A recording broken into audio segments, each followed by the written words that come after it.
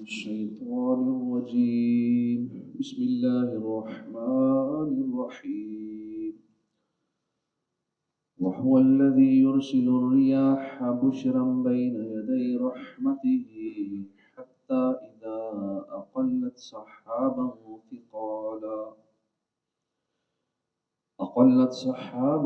ثقالا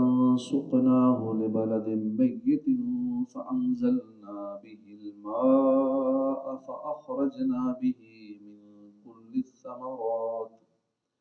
كذلك نخرج الموتى لعلكم تذكرون. اللہ کے نام سے شروع جو نہایت مہربان رحمت والا. وَهُوَ الَّذِي يُرْسِلُ، اور وہی ہے جو یرسل بھیجتا ہے، ریاح ہوائیں، بشرا خوشخبری دیتی ہوئی، بین یدی رحمتہ اس کی رحمت کے آگے، حتی یہاں تک کہ اذا اقلت جب وہ اٹھا کر لاتی ہیں، سحابا ثقالا بھاری بادل، سقناہ ہو تو ہم اسے چلاتے ہیں، لبالد میت کسی مردہ شہر کی طرف، فانزلنا پھر ہم اتارتے ہیں، بہل ماء فاخرجنا بھی اس سے، اس بادل سے یا اس مردہ شہر میں، ماء پانی، فاخرجنا تو ہم نکالتے ہیں، بھی اس کے ذریعے یعنی اس پانی کے ذریعے، من کل الثمرات ہر قسم کے پھل، کذالک اسی طرح، نخرجو ہم نکالیں گے، موتا مردوں کو، لعلکم تذکرون لعلکم تاکہ تم تذکرون نصیحت حاصل کرو، والبلد الطیب اور اچھی زمین، یخرج نباتہ یخرج نکل آتا ہے، نباتہ اس کا سبزہ، باذن ربہ اپنے رب کے حکم سے، والذی خبث اور جو خراب ہو، لا یخرج اس کا سبزہ نہیں نکلتا، الا نکدا مگر تھوڑا، بڑی مشکل سے، کذالک اسی طرح، نصرف الآیات ہم نصرف بار بار بیان کرتے ہیں، آیاتی آیتیں، لقوم یشکرون ان لوگوں کے لیے، یشکرون جو شکر کرتے ہیں، لقد ارسلنا ضرور بے شک ہم نے بھیجا، نوحا نوح کو، الی قومہ اس کی قوم کی طرف، فقال تو اس نے کہا، یا قوم اعبدوا اللہ اے میری قوم تم اللہ کی عبادت کرو، ما لکم تمہارے لیے نہیں، من الہ غیر اس کے علاوہ کوئی معبود نہیں تمہارے لیے، انی اخاف بے شک میں، اخاف خوف کرتا ہوں، علیکم تمہارے اوپر، عذاب یوم عظیم بڑے دن کے عذاب کا. قال الملأ من قومہ اس کی قوم میں سے سرداروں نے کہا، انا لنراک بے شک ہم ضرور دیکھتے ہیں تمہیں، فی دلال مبین کھلی گمراہی میں. قوم کے سردار نوح علیہ السلام کو آگے سے جواب دے رہے ہیں کہ ہم تمہیں کھلی گمراہی میں دیکھتے ہیں. قال یا قوم فرمایا اے میری قوم، لیس بی دلالۃ نہیں ہے مجھ میں کوئی گمراہی، ولکنی رسول من رب العالمین اور لیکن میں رسول ہوں، من رب العالمین تمام جہانوں کی رب کی طرف سے، ابلغکم میں تمہیں پہنچاتا ہوں، رسالات ربی اپنے رب کے پیغامات، وانصح لکم اور خیر خواہی کرتا ہوں تمہاری، وَأَعْلَمُ مِنَ اللَّهِ مَا لَا تَعْلَمُونَ وَأَعْلَمُ اور میں اور جانتا ہوں، من اللہ اللہ کی طرف سے ہے، اللہ کی طرف سے، ما لا تعلمون جو تم نہیں جانتے وہ میں جانتا ہوں. اب عجبتم اور کیا تمہیں تعجب ہوا، ان جاءکم اس بات پر کہ تمہارے پاس آئی، ذکر من ربکم نصیحت تمہارے رب کی طرف سے، علی رجل منکم تم میں سے ایک مرد پر یا ایک مرد کے ذریعے، لینذرکم تاکہ وہ تمہیں ڈرائے، وَلِتَتَّقُوا وَلَعَلَّكُمْ تُرْحَمُونَ اور تاکہ تم ڈرو اور تاکہ تم پر رحم کیا جائے. فکذبوہ فانجیناہ، تو انہوں نے اسے جھٹلایا، فانجیناہ تو ہم نے اسے نجات دی،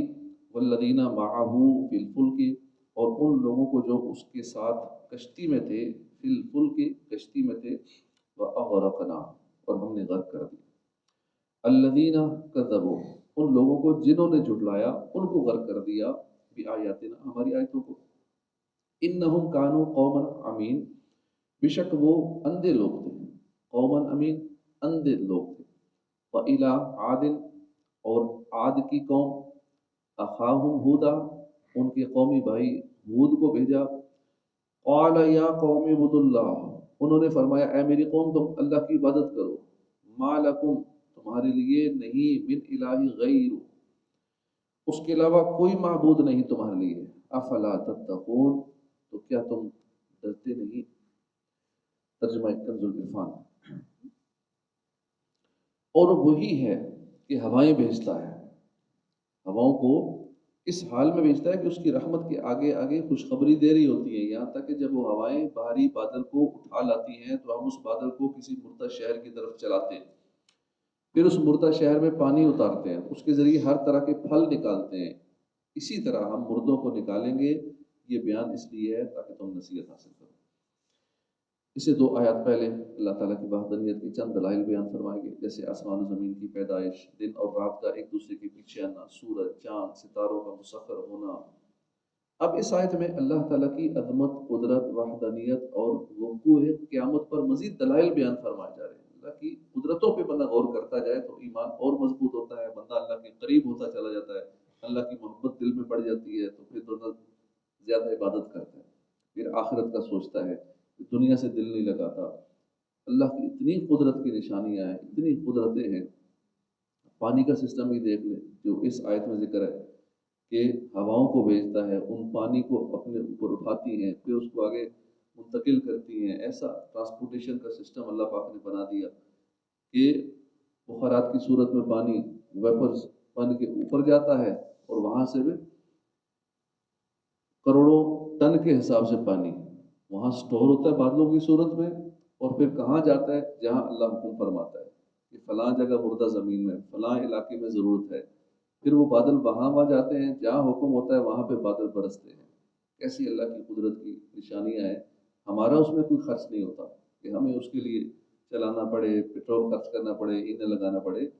اللہ پاک نے ہمارے لیے ایسا فری میں یہ سارا سسٹم بنا دیا۔ ایک دوسرے کا رات دن کا ایک پیچھے آنا، سورج چاند ستاروں کا مسخر ہونا۔ اس آیت کا خلاصہ یہ ہے کہ اللہ کی کیسی قدرت ہے، عظیم قدرت ہے۔ پہلے ہواؤں کو بھیجتا ہے جو اس کی رحمت، یعنی بارش آنے کی خوشخبری دے رہی ہوتی ہے، یہاں تک کہ جب وہ ہوائیں سمندر سے باہری بادل کو اٹھا لاتی ہیں تو اللہ تعالیٰ اس بادل کو کسی مردہ شہر کی طرف چلاتا ہے جس کی زمین خشک پڑی ہوتی ہے، اور سبزے کا نام و نشان نہیں ہوتا۔ پھر اللہ اس مردہ زمین پر پانی اتارتا ہے، اور اس پانی کے ذریعے وہاں سبزہ پیدا فرما دیتا ہے، وہاں پھل پھول اگتے ہیں، وہاں غلہ اناج پیدا ہوتا ہے، وہ مردہ زمین بھی زندہ ہو جاتی ہے، اس کی پیداوار کے ذریعے لوگوں کی زندگی کا سامان بھی مہیا ہو جاتا ہے۔ یہ اللہ کی قدرت ہے، اور یہی دلیل قدرت اس بات کو ماننے پر بھی مجبور کرتی ہے کہ جس طرح اللہ تعالیٰ مردہ زمین کو ویرانی کے بعد زندگی عطا فرماتا ہے، اس کو سرسبز و شاداب فرماتا ہے، اس میں کھیتی، درخت، پھل پھول پیدا کرتا ہے، ایسے ہی مردوں کو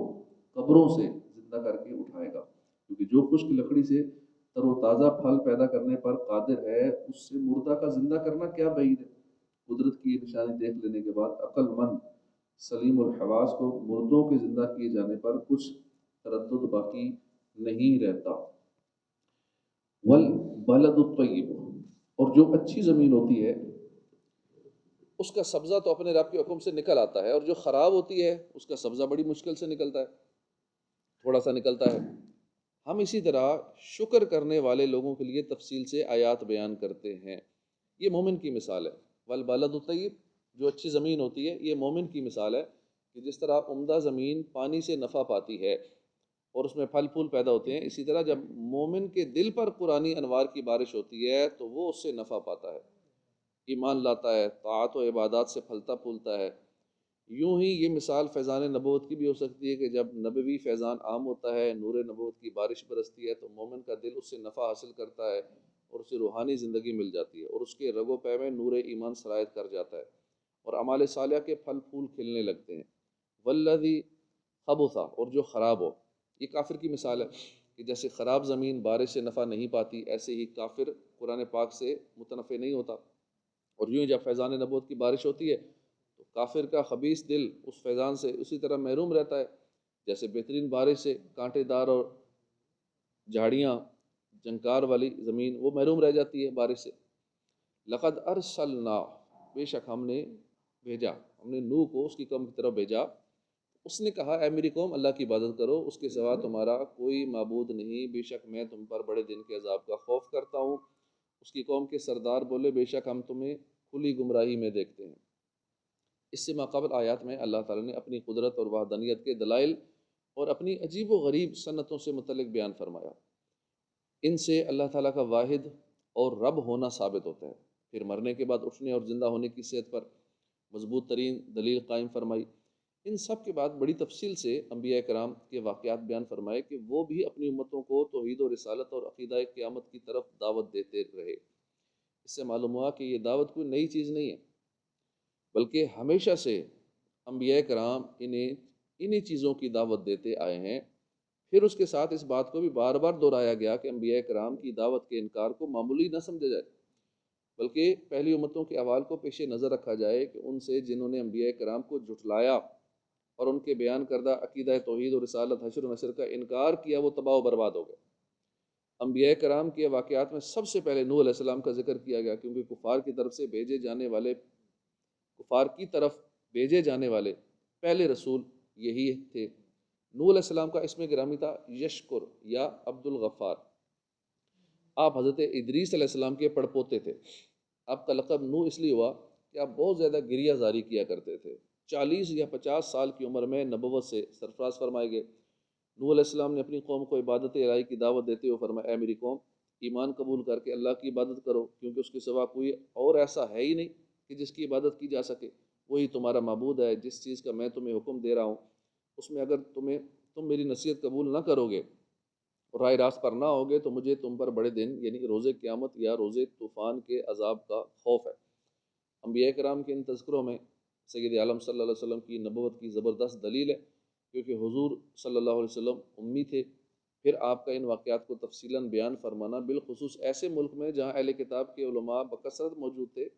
اور سرگرم مخالف بھی تھے، ذرا سی بات پاتے تو بہت شور مچاتے تھے، وہاں حضور کا ان واقعات کو بیان فرمانا اور اہل کتاب کا ساکت اور حیران رہ جانا اس بات کی صریح دلیل ہے کہ آپ نبی برحق ہیں، اور پروردگار عالم صلی اللہ علیہ وسلم نے آپ پر علوم کے دروازے کھول دیے ہیں۔ حضرت نوح علیہ السلام کا اپنی قوم کو راہ راست پر آنے کی دعوت دینے اور ان کی قوم پر آنے والے عذاب کا تفصیلی ذکر سورہ ہود آیت نمبر 25 تا 48 میں بھی مذکور ہے۔ قال یا قوم لیسا بی دلالۃ، فرمایا اے میری قوم، مجھ میں کوئی گمراہی نہیں ہے، لیکن میں تو رب العالمین کا رسول ہوں، میں تمہیں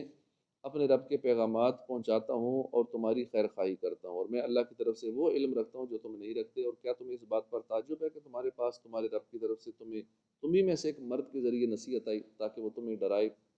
اور تاکہ تم ڈرو اور تاکہ تم پر رحم کیا جائے۔ قوم کے سرداروں کا جہالت اور صفات سے بھرپور جواب سن کر کمال خلق کا مظاہرہ کرتے ہوئے نوح علیہ السلام نے جواب دیا، اے میری قوم، مجھ میں کوئی گمراہی کی بات نہیں، بلکہ میں تو اپنے رب کی طرف سے تمہاری ہدایت کے لیے رسول بنا کر بھیجا گیا ہوں۔ کیونکہ جب دنیاوی بادشاہ کسی نا تجربہ کار اور جاہل کو اپنا وزیر نہیں بناتا یا کوئی اہم عہدہ نہیں سنتا، تو اللہ تبارک و تعالیٰ جو سب بادشاہوں کا بادشاہ، وہ کیسے کسی بیوقوف یا کم علم کو منصب نبوت سے سرفراز فرما سکتا ہے؟ اور میرا کام تو اپنے رب کے پیغامات تم تک پہنچانا ہے، تمہاری بھلائی چاہنا ہے۔ آیت نمبر 61 سے معلوم ہوا کہ نبوت اور گمراہی دونوں جمع نہیں ہو سکتی۔ کوئی نبی ایک آن کے لیے بھی گمراہ نہیں ہو سکتے۔ اگر نبی ہی گمراہ ہوں تو پھر انہیں ہدایت کون کرے گا؟ حضرت نوح علیہ السلام کی قوم کی بکواس اور آپ کے جواب کی طرف نظر کریں تو معلوم ہوتا ہے کہ نوح علیہ السلام نہایت حلیم کریم بزرگ تھے۔ انتہائی بدتمیزی کے ساتھ دیے گئے جواب کے مقابلے میں نہایت شفقت، محبت اور خیرخواہی کے ساتھ جواب عطا فرما رہے۔ اور یہ وہی تعلیم ہے جو اللہ نے موسیٰ علیہ السلام کو فرمائی تھی۔ فرعون کی طرف بھیجتے ہوئے اللہ عز و جل نے موسیٰ علیہ السلام اور حضرت ہارون علیہ السلام سے فرمایا تھا، فَقُولَا لَهُ قَوْلًا لَيِّنًا لَعَلَّهُ يَتَذَكَّرُ او یخشا، تو تم اس سے نرم بات کہنا، اس امید پر کہ شاید وہ نصیحت قبول کر لے یا اللہ سے ڈر جائے۔ اور یہ وہی حکم ہے جو اللہ نے ہمیں ارشاد فرمایا، ادعو الی سبیلہ ربک بالحکمت والموعظۃ الحسنہ، اپنے رب کے راستے کی طرف حکمت اور اچھی نصیحت کے ساتھ بلاؤ، اور ان سے اس طریقے سے بحث کرو جو سب سے اچھا ہو، بے شک تمہارا رب اسے خوب جانتا ہے جو اس کی راہ سے گمراہ ہوا، اور وہ ہدایت پانے والوں کو بھی خوب جانتا ہے۔ اس سے مبلغین کو بھی درس حاصل کرنا چاہیے کہ مخاطب کی جہالت پر برانگیختہ ہونے کے بجائے، غصہ کرنے کے بجائے حتی الامکان نرمی اور شفقت کے ساتھ جواب دینا چاہیے۔ فَكَذَّبُوهُ فَأَنجَيْنَاهُ، تو انہوں نے نوح کو جھٹلایا تو ہم نے اسے اور جو اس کے ساتھ کشتی میں تھے سب کو نجات دی، اور ہماری آیتیں جھٹلانے والوں کو غرق کر دیا، بے شک وہ اندھے تھے۔ حضرت نوح علیہ السلام کی قوم نے آپ کی نبوت کو جھٹلایا، نوح علیہ السلام پر نازل ہونے والی وحی جو آپ ان تک پہنچا دیتے تھے اسے قبول نہ کیا، اور ایک عرصے تک عذاب الہی سے خوف دلانے اور راہ راست پر لانے کی کوششیں کرنے کے باوجود بھی وہ لوگ اپنی بات پر ڈٹے رہے، تو ان پر اللہ کا عذاب نازل ہوا۔ جو مومنین نوح علیہ السلام کے ساتھ کشتی میں سوار تھے انہیں اللہ نے عذاب سے بچا لیا، محفوظ رکھا، اور باقی سب کو غرق کر دیا۔ اس سے معلوم ہوا کہ اللہ کے دشمنوں پر اس وقت تک دنیاوی عذاب نہیں آتے جب تک وہ پیغمبر کی نافرمانی نہ کرے۔ وَمَا كُنَّا مُعَذِّبِينَ حَتَّى نَبْعَثَ رَسُولًا، اور ہم کسی کو عذاب دینے والے نہیں ہیں جب تک کوئی رسول نہ بھیج دے۔ نوح علیہ السلام کی کشتی میں 40 مرد اور 40 عورتیں سوار تھیں، مگر آپ کی اولاد کے سوا کسی کی نسل نہ چلی، اس لیے آپ کو آدم ثانی کہتے ہیں۔ آیت میں اللہ تعالیٰ نے مزید فرمایا، بے شک وہ یعنی کفار اندھے لوگ تھے، یعنی ان کے پاس نبوت کی شان دیکھنے والی آنکھ نہ تھی، ان کے دل اندھے تھے، اگرچہ آنکھیں کھلی تھیں، جیسا کہ حضرت عبداللہ بن عباس نے فرمایا کہ ان کے دل اندھے تھے، معرفت کا نور ان کی قسمت میں نہ تھا۔ وَإِلَىٰ عَادٍ أَخَاهُمْ هُودًا، اور قوم عاد کی طرف ان کے ہم قوم ہود کو بھیجا۔ ہود نے فرمایا، اے میری قوم، اللہ کی عبادت کرو، اس کے سوا تمہارا کوئی معبود نہیں، تو کیا تم ڈرتے نہیں؟ قوم عاد دو ہیں، عاد اولا اور عاد ثانیہ۔ عاد اولا یہ حضرت ہود علیہ السلام کی قوم ہے اور یہ یمن میں آباد تھے، اور عاد ثانیہ یہ صالح علیہ السلام کی قوم ہے، اسی کو سمود کہتے ہیں، عاد و سمود۔ ان دونوں کے درمیان 100 برس کا فاصلہ ہے، یعنی عاد اولا مراد، یہاں عاد اولا مراد ہے۔ اس آیت اور اگلی چند آیات میں جو واقعہ بیان ہوا ہے اس کا خلاصہ یہ ہے کہ اللہ تعالیٰ نے قوم عاد کی ہدایت کے لیے ان کے ہم قوم حضرت ہود علیہ السلام کو ان کی طرف بھیجا۔ ہود علیہ السلام نے ان سے فرمایا کہ اے میری قوم، تم اللہ کی عبادت کرو، اس کے سوا تمہارا کوئی معبود نہیں، کیا تمہیں اللہ کے عذاب سے ڈر نہیں لگتا؟ اس پر قوم کے سردار، کافر سردار بولے، ہم تو تمہیں بیوقوف سمجھتے ہیں اور جھوٹا گمان کرتے ہیں، تمہیں رسالت کے دعوے میں سچائی نہیں جانتے۔ کفار کا ہود علیہ السلام کی بارگاہ میں یہ گستاخانہ کلام کہ تمہیں بیوقوف سمجھتے ہیں، جھوٹا گمان کرتے ہیں، انتہائی درجے کی بے ادبی اور کمینگی تھی، اور وہ اس بات کے مستحق تھے کہ انہیں سخت ترین جواب دیا جاتا، مگر ہود علیہ السلام نے اپنے اخلاق، ادب، شان حلم سے جو جواب دیا اس میں شان مقابلہ ہی نہ پیدا ہونے دی، اور ان کی جہالت سے چشم پوشی فرمائی۔ چنانچہ فرمایا، اے میری قوم، بے وقوفی کا میرے ساتھ کوئی تعلق نہیں، میں تو رب العالمین کا رسول ہوں، میں تو تمہیں اپنے رب کے پیغامات پہنچاتا ہوں، تمہارے لیے قابل اعتماد خیر خواہ ہوں۔ کیا تمہیں اس بات پر تعجب ہے کہ تمہارے پاس تمہارے رب کی طرف سے تمہیں میں سے ایک مرد کے ذریعے نصیحت آئی تاکہ وہ تمہیں اللہ کے عذاب سے ڈرائے؟ اللہ کے یہ احسان یاد کرو کہ اس نے تمہیں قوم نوح کے بعد ان کا جانشین بنایا اور تمہیں عظیم جسمانی قوت سے نوازا، کہ قد کاٹ اور قوت دونوں میں دوسروں سے ممتاز بنایا۔ تو اللہ کے احسانات یاد کرو، اس پر ایمان لو اور اطاعت و بندگی کا راستہ اختیار کرو۔ حضرت ہود علیہ السلام چونکہ اپنی قوم کی بستی سے علیحدہ ایک تنہائی کے مقام میں عبادت کیا کرتے تھے، جب آپ کے پاس وحی آئی تو قوم کے پاس آ کر سنا دیتے، اس وقت قوم یہ جواب دیتی کہ کیا تم ہمارے پاس اس لیے آئے ہو کہ ہم اللہ کی عبادت کریں اور جن بتوں کی عبادت ہمارے باپ دادا کیا کرتے تھے انہیں چھوڑ دیں؟ اگر تم سچے ہو تو وہ عذاب لے آؤ جس کی تم ہمیں وعیدیں سناتے ہو۔ ہود علیہ السلام نے فرمایا، بے شک تم پر تمہارے رب کا عذاب اور غضب لازم ہو گیا۔ قوم عاد پر آنے والے عذاب کی کیفیت کا بیان چند آیات کے بعد مذکور ہے، اور اس کے علاوہ یہ واقعہ سورہ ہود آیت نمبر 50 تا 60 میں بھی مذکور ہے۔ صدق اللہ العظیم۔